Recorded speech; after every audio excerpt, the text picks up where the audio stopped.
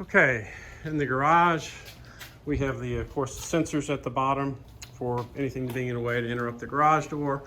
The garage access button here, the single opener, it's a Wi-Fi enabled opener. We've never put it on Wi-Fi.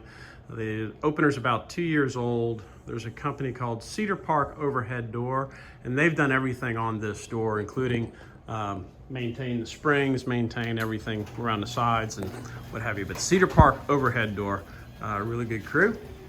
And I want to explain a couple little items here.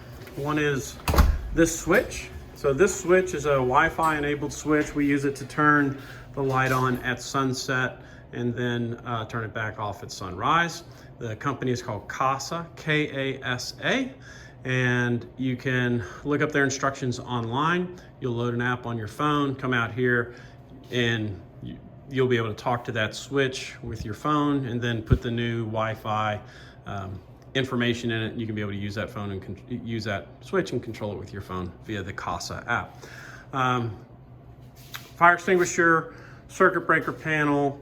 This wine refrigerator runs on its own circuit, so no complexity there. We do take off the front of the very bottom and allow for cleaning and get in there on occasion, open up the back and get the fins really clean of debris and dust and that sort of stuff, cobwebs and what have you, just to keep it running efficiently. This part here is a magnet, allows you to put your tools on it, your screwdrivers and what have you, keep your workspace clean and open. Now I want to explain the circuit. So the electrical circuit in here is shared with the front porch. So there's a socket by the front door of the front porch. This socket, there's a socket at this nook back here in the corner, which I'll run to you real quick. This nook.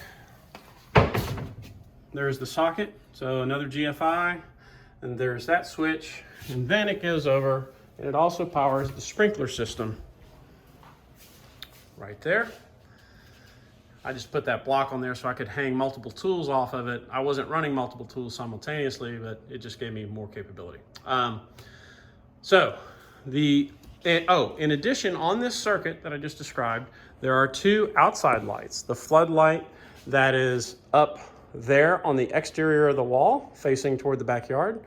And then over the sprinkler system, there is right below the window of the second story, there's a light, and those are all on the same circuit with everything I've shown you so far. Now, the reason I'm showing you this is when someone power washes the house or waters the plants on the front, you'll come in your garage one day and that circuit won't be working. And what you'll find is when that circuit out front dries out, then you can reset these GFIs. If that circuit is wet at the front porch, someone really got it really wet, you can push those GFIs all day and they're not going to reset and come back on until that front circuit is dry, as it should be. So that's a good protection for you. Then also in the garage, I'm leaving you a couple of items. Some of the paints, which I have under a separate paint video, hope I have that. But these are some additional paints that we did for the master bath that I didn't have a chance to put into the mason jars, as well as a couple of little garage paints and some plumber's putty and some spackling, which when you move in, you might need some of that. Also have including some granite cleaner for you and some PVC glue in the back. It's always handy to have PVC glue with such a large sprinkler system. You never know what's going to happen. Also with the light bulbs, these light bulbs go in the light over the garage. I believe that's correct.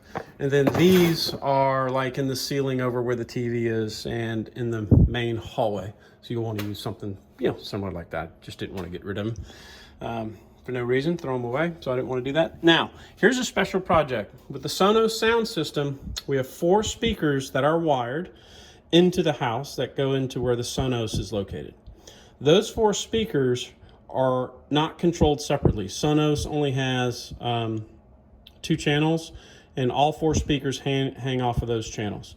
So, to be able to allow you to control volume, like upstairs versus by the pool, let's say you wanted to be by the pool and really crank it up, what you would do is turn the volume way up, but so you don't upset people sitting by the kitchen or out on that top deck by the kitchen where it would be really loud. I wanted to give the ability to turn that down. So this is a project I haven't gotten to yet, but that's what this all is. So this is a switch, a volume control knob, sorry. Just a simple volume control knob, but it has intelligence in it. It's actually built for this specific purpose. And that volume control knob, you can wire in, and I was going to put on the deck by the chairs as you go out on the deck from the kitchen door to the far right, right over that railing. I was going to mount this switch on the house. I have PVC pipe down below the deck, already painted this color, which matches the house. And I've already created the box, which has a volume control knob, gasket and everything in it. So you just put that switch inside this box, run the wires here using these connectors, and wire the two upper speakers on the same channel, or not on the same channel, I'm sorry, to this volume control knob, so you control the upper two speakers, be able to turn them down. That was the idea. I just never got to that, but I wanted to leave that with you just in case you ever wanted to do it. And that's it.